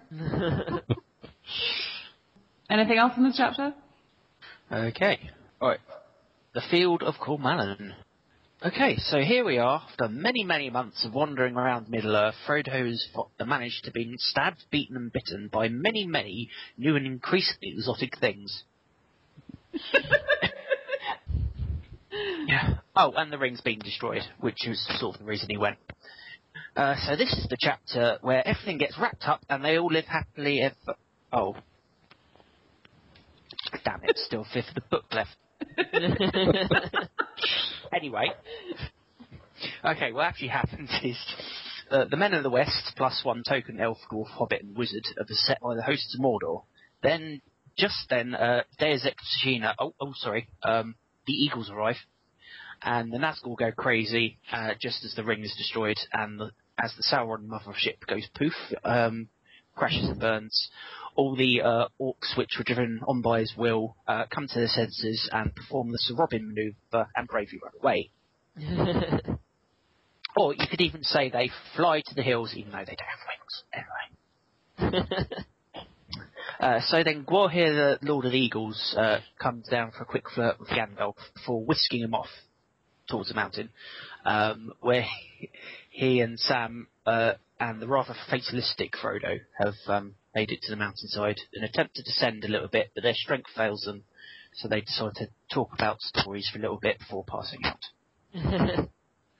Does anybody else wonder, like, what the birds sound like when they talk? Like, do they just have human voices, or do they have, like, a voice like a raven would have? Or, like, a parrot? Is like, I dare you! These got a lot of a narrative weight if they sound like parrots. There was like a video game like a few years ago, the War in the North, where one of the Eagles was like a major character there, and he had sort of like this like a noble voice. I guess it worked pretty well, but it was kind of jarring, I guess. In the world, sort of the world of the movies, I don't think it would work if the Eagles talked. Right. I'm glad they didn't talk. Yeah, I don't like talking. There's something you can read in a book that isn't observed, but when you see it in a movie, will just look ridiculous. Some things are just better left imagined. Who wants to sign up to my crackpot theory that Gwaihir fancies Gandalf? What was the name of that ship? He's very eager to carry him everywhere. Would it be Gwyndolf? So, it's quite romantic, but he says that I would bear you even if you were made of stone. So we agree that Sam fancies Frodo? I thought we agreed that in the first podcast. Yeah.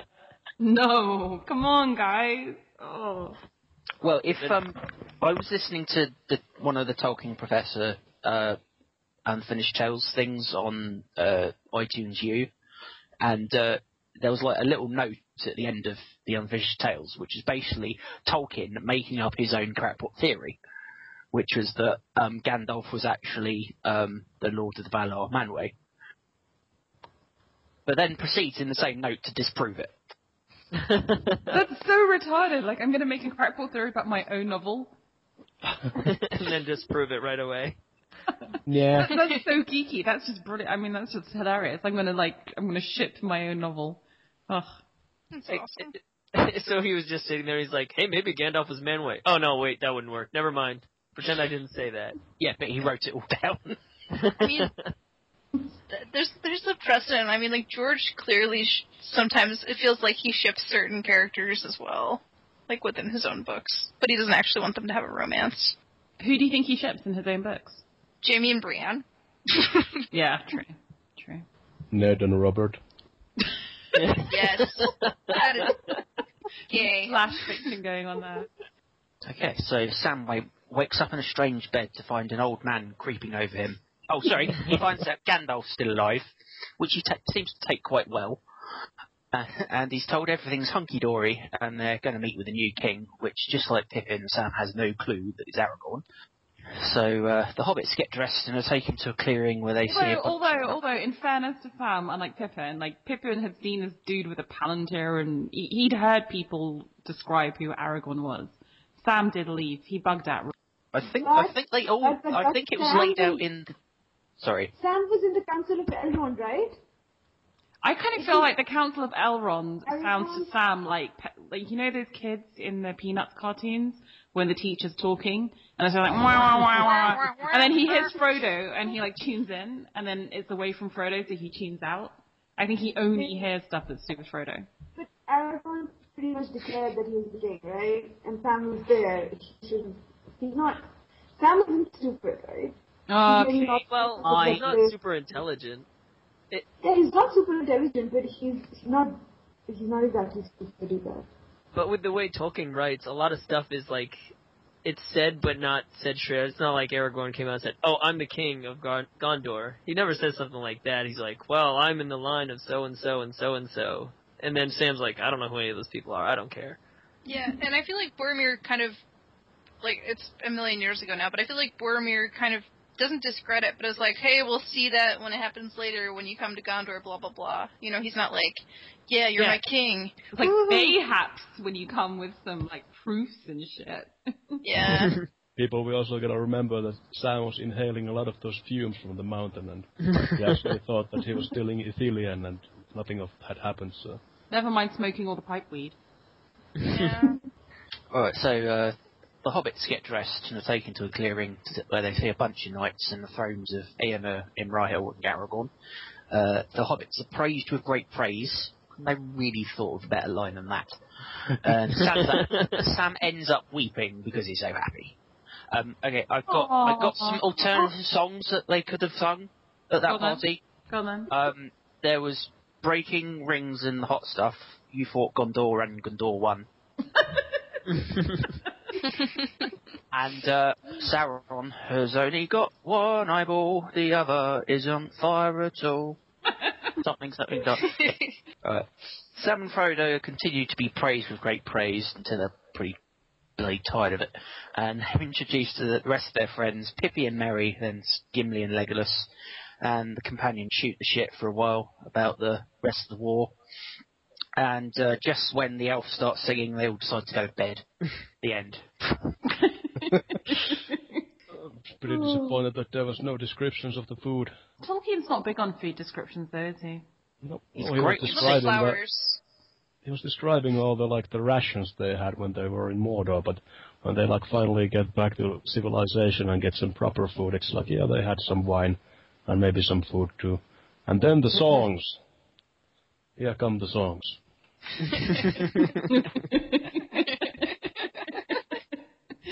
Oh, dear. Songs about scenery. Flora and fauna. Yeah, and elves that are dead. How satisfying do you find it as a resolution? You know, we've just destroyed the ring. And like Eddie said, there's still another 20% of the book left to go. When you first read it, were you kind of what now? I don't know about when I first read it, but when I was rereading it today, I was you could get that sense of relief when they had been trudging through Mordor and all these dead lands, and when Sam finally wakes up and it's golden light and green leaves and all that sort of stuff. It's I think it does a good job of establishing that relief. Yeah, I agree. Yeah. It's the first break you've had in chapters from just trudging and darkness and despair. And just getting everyone reunited after all the narrative threads kind of unravel. That's just so nice. Except for Boromir. Yes. Oh yeah, well, not about celebrations, but before that, into the wrap up of the battle, I thought it was cool how the Sauron gave this last gasp, and there was this black cloud or something, and then and it reached for them. Yeah, and the wind blew it away, kind of similar to what happens to Saruman later. And maybe the Witch King, I'm not sure. But that sort of Yeah, seems definitely. Yes, that's exactly what happened. like a pretty common theme that a wind sort of blows it away. Yeah, it's almost like the earth is cleaning itself, like sweeping itself clean after all this evil pestilence has taken over. Yeah, but I think we speculated in the last episode that the wind that sort of helped the ships sail up the river earlier on, that it might have been sort of like sent by the gods in Valinor, I guess. Like it was kind of divine intervention that, and like I think somebody mentioned earlier on some episode that when Saruman sort of like that his spirit leaves his body, it sort of goes up in the air and is going towards the west, but it's sort of blown away and sort of evaporates. Or something like that. Yeah, definitely. Do you think, like, over in the east, people are like, hey, how about you stop sending all that shitty evil over here? I'm getting tired of it. Oh, dear. Yeah, well, then they need to stop allying with Sauron. They don't have a choice. They got all this evil over there. Oh, dear. Yeah. God, I can't believe we finally destroyed the ring. That's a podcast. Feels like ages. Yeah. We worked really hard. We did. And yet there's another whole podcast to go as we scour the Shire. Oh, by the way, did you hear there's a new Tolkien book coming out? It was just announced this week. HarperCollins is going to put out his translation of the Beowulf that he did ages ago, and it's also going to have his lecture notes on it, which is really cool. I'll read it. Yeah. I wanted to read it and then talk about it. Me too, because at the moment the one I've got is the Seamus Heaney Beowulf. I love the Seamus Heaney Beowulf. And I bet we could get Silence and Claudius the Fool and all these other lore masters on. I've seen the animated movie. Is it going to be written in, like, poem form? I don't know, actually. Kind of like his Fall of Arthur book. Yeah, good question. I assume didn't read it either. I assume so. But I'm just really, actually, I'm almost more excited about all the lecture notes and him explaining it. Because they're like in the pantheon of legendary lectures at Oxford, as like the Tolkien lectures on Beowulf. So I just can't believe it took them so long to edit it and put it out. It's like 90 years later. Maybe Christopher Tolkien needed money. I don't think Christopher Tolkien needs money. Yeah. You don't know his spending habits. Do you think he's living like Spitty? Do you think he's living like a pimp? I think he's living like Tyrion Lannister and just spending. Wine and pause. Living in like some small village in France or something like that. Yeah, he's kind of quite a bookish type, isn't he? I can't imagine him living high on the fat of the land. Yeah, and I think I heard somewhere that the Tolkien estate is sort of giving a lot of their money away as well to various things, I guess. Charities. That's so cool. It's too bad that he's so opposed to the movies and everything. He just really doesn't like them. Does he not? Yeah, he really doesn't. He doesn't. I don't know what he thinks about the movies. He just doesn't like the commercialism around it. Yeah, well, that's Like fair enough. like fucking Denny's menus and whatever. Well, I mean, he is Yeah. pretty old, and I mean, I guess sort of pretty personal for him, the stories, so I guess it's Right. feels like something of a desecration to him. But I guess he also is pretty old, so he might have some of those older values as well. He's just Yeah, I mean, if you think about it, if in the Christopher was getting them in the mail while he was serving in like North Africa during World War II, like it's super personal to him. Like But he then was getting but pictures that- sent to him. If it's that personal, I sell the rights to movies. I mean, like... Oh, I know. It's stupid. You can't, if you're gonna sell the rights, that's the thing, you know? You sold the rights. And That was a choice you made. didn't the Hobbit start out as stories that Tolkien would tell his son at night as a bedtime story? Yep. Yeah. Is that in... Oh, okay. I think I No, read it's that kind of somewhere. like... I just sort of feel that, you know, in a way, I mean, of course there are massive changes from the books to the films, but given the commercial necessities of filmmaking, I think they really lucked out. I think they got in Peter Jackson someone he genuinely loves and respects the work, and okay, there were changes, but, you know, I think they did pretty well. I mean, this wasn't a massive desecration. This wasn't horrific. Yeah, there weren't any major It's not like it was changes, Michael like- Bay doing it. Yeah. Yeah, I mean, I don't think I would have read the books if I hadn't seen the movie. I mean, it's sort of just bringing it to more people, and I guess it's sort of like, I mean, Tolkien sort of set out to create his own mythology, and I guess he was pretty successful because they're still sort of being read, and everybody pretty much knows the story of the Lord of the Rings. Yeah. It's kind of how I feel about Game of Thrones, the TV show, and I know people get really angry about that, but if it just brings, like, if 5% of all those people then go and read the books and enjoy the books, then it's worth it, surely. And I'm sure there are way more people today reading the Silmarillion than would have ever bothered if it weren't for those movies, so... Yeah. Weren't you guys, most of you guys, like, show watchers first and then book readers? I mean, I wasn't, but... Yeah. Well, I started reading after the show started, but I hadn't seen the show yet. Oh, okay. No, I was a reader first. Here, like, Yeah, me too. But I think that what the show has done is it's made... I used to read the books and love them, but Yeah. there's no one to talk to about because they were so underground, and it's just enabled you to engage in a fandom, which has been really nice, and do crazy shit like this on the back of it. So Which is awesome. Yeah, exactly. So I'm not going to resent it at all. Okay, well, I think that about wraps it up for today. Thank you for coming on and discussing the destruction of the ring. And I'm really looking forward to the next episode, which is going to be the wrap-up, and I really hope we can get some of the people who have contributed all the way through the series of podcasts back on. So I'm hoping to arrange a time when we can get East Texas Direwolf and Eiffel and Joe 13 and all the other good people who've been part of this on. Thank you for listening. Bye, everyone. Right, bye. Bye. Bye, everyone.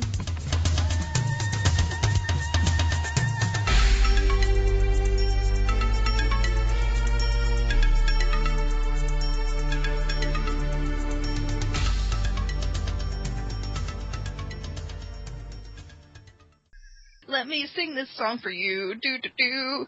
How are you feeling, Peter? Try to It limit doesn't sound people's... like you have the truth. Yeah, are you doubting me? Yes. Let me sing this song for you. Do do do. Hello. Hey, how are you? Alright. That sounded really underwhelming. Yeah, well, I had a back problem this week. Oh no. Oh, that's bad. Was your back problem the fact that you had to go back and read that chapter?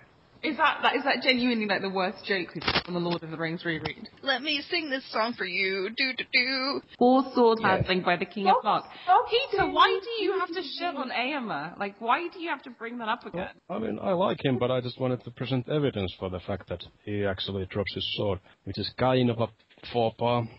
Is it because Victorian wouldn't drop his sword? He has an axe, he doesn't have a sword. Oh yeah, he doesn't. Alright, I'm done. That was such a mistake. Get your facts straight. Let me sing this song for you. Do do do. Well, you guys have a good rest of the weekend. Yeah. You too. I'm going to a Lakers game tomorrow. I'm very excited about. I'm That's sorry cool. about that. Lakers suck.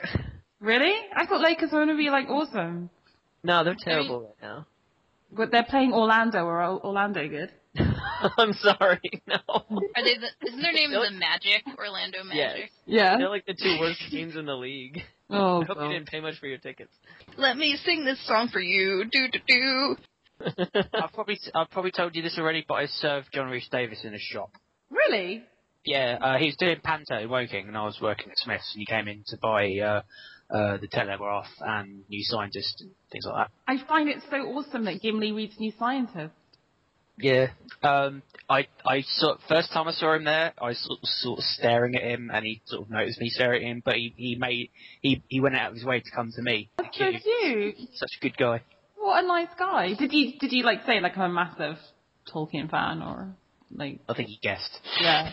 But you didn't like creep him out by like doing a Gimli impression at him or anything. No. Let me sing this song for you. Do do do. It's interesting you have that insight into stalkers, Nadia. I'm getting quite worried for Kyle. Like, if they don't put her on the podcast device, Nadia's going to go, like, fatal attraction on these guys. Let me sing this song for you. Do do do. Like, Whiteraven just, like, fucking hung up on her. The mic has been dropped. Red is out. Mic dropped. Let me sing this song for you. Do do do. This is maybe for after show, but one day you need to explain to me, at least, what is your thing with Victorian? Like, Victorian is universally acknowledged as a douchebag. Well, it may be partly my desire to be a contrarian, but I think he is like a cool, badass warrior with a cool helmet and a volcanic arm and a big-ass accent. I guess the idea of him sort of showing up in Marine and, like, I mean, all the people If in... you were to cosplay, would you cosplay as Victorian? Is that what it is? You kind of see yourself in him a little bit? It's like, I have the accent, I need a helmet, and I'm done. And a volcanic no. arm. You could get, like, some cool light effects for the volcanic arm, maybe then. But, Because I haven't given this any thought whatsoever. No, you just brought it up, but, yeah, I guess, like, all the people in Slavers, they are such assholes, like, I look forward to Victorian sort of smashing them all and maybe freeing Danny up to sort of fly back to Westeros. Isildur! Yeah, magpies. Magpies, that's what I'm looking for. You're just asking to get sampled again, Peter. Oh, believe me, that Peter sample's going to last for many a podcast. I would hope so. That was so bad. I was at work and I was like cracking up. It was no good. That unfortunately is in fact the episode that's been submitted for the Geeky Award, so it could become an award-winning fanfare, Peter. Yeah, that's great. I was really surprised we got submitted. Yeah, well, I think the thing is we felt we couldn't submit anything that had podcast of Ice and Fire references because of what won last year, so. Oh, yeah. Yeah. That makes sense. So the only two big arcs are this or Feast aren't, so. But I think it's the fanfare. So was it like, it was the sort of after show bit, or just a 5-minute segment or something? It's the whole episode. Oh, okay. But if you get to the shortlist, which I mean, let's face it, it's highly unlikely, then you have to submit a 30-second clip, and it will be a 30-second clip that includes the fanfare, I assure you. I was gonna say, if they just listen to the episode, they'll probably never hear it. But if you select a 30-second clip, they will. Indeed. Isildur! Because, I'm English and I have no sense of humour, so I'm just going to bring it to the earnest place. No! Exactly. As well as being, like, only the second best podcaster in England, so there you go. Oh, no. No, now that your podcast... He didn't even mention me, so, yeah. Now that your podcast... Yeah, Teddard, I'm probably, like, the second best podcaster in Surrey at this point. I want to say if your podcast is submitted to the Geekies, you become the best. You win. Yeah, but submitting a podcast, nothing to do with quality. It's just to do with arrogance and having $25. That costs money? Jesus. Oh, dear. Anyway, moving on. All right. Isildur! And Sauron has only got one eyeball, the other isn't fire at all. something.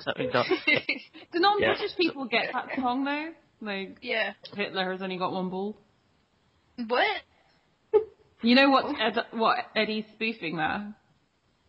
The song. Hitler I has only got... recognize the melody, but I don't know about the Hitler ball. Yeah, it's... Sing that again? Hitler's only got one ball. The other isn't in the Albert Hall. Yeah, something like that. His mother, the dirty bugger, cut them off when he was small. It's like it's just a stupid British, like, playground song about it. So Hitler was unsullied? Isildur! Yeah, we talk about, like, Victorian and stuff. Yeah, That's like, Victorian, the savior, breaker of chains. okay. In his own mind, maybe. Well, he breaks them just to put them back on, so I don't think it's... Oh no, they're free, Amanda but was they just right. aren't free to leave the ship. Yeah. It's like no, communism. You can have any car you want as long as it's red. I believe what he says is, you were rowing for them, now you can row for me. Brilliant. Isildur! It's going to be interesting, actually. We're doing these podcasts on the TV show, so we'll see if we flush out any TV show haters on those. And of course, it's not at all competitive that Europe and America is doing a podcast. And people from Asia might be showing up. Yeah, the Europe podcast is going to rock. Wolfcast is... I know, I wish I was in the Europe podcast. Don't tell Vikram I said that. Anyway. you can join us. It's just whoever can join on that time zone, on that slot. Yeah, but you won't be an official wolf. We'll just be like a turn cloak. Wow, Peter, that's so exclusionary. I like parts got it. You can come along, but you're not going to join our club. That was so elfish. That was so elven, dude. That was so, yeah. That was so elf. Man flu's making you more elfish, Peter. I'm concerned. Yeah. What is man flu? I don't We're just understand teasing you, this. man. Man flu is when a man gets like sneezes and then decides that they have a cold and they can't do anything for 10 days. Hey, this has been proven. It's a lot worse for men than it is for women.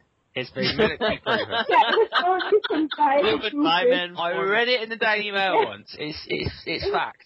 Well, the I'm men whine sure- more when they get the flu. Yeah, I'm pretty sure it's a guy who proved that. Well, I Yeah. did want to read the Sam and Frodo chapters, but then I sort of manned up and read them anyway this morning, so... You didn't man up, you just did shit you were meant to do. You can't get credit for doing shit you were meant to do. I was deathly ill. It was like, oh, See, that's- I that's haven't like read the fiction chapters, of dog nothing. ate my homework. It was so Yeah. Isildur!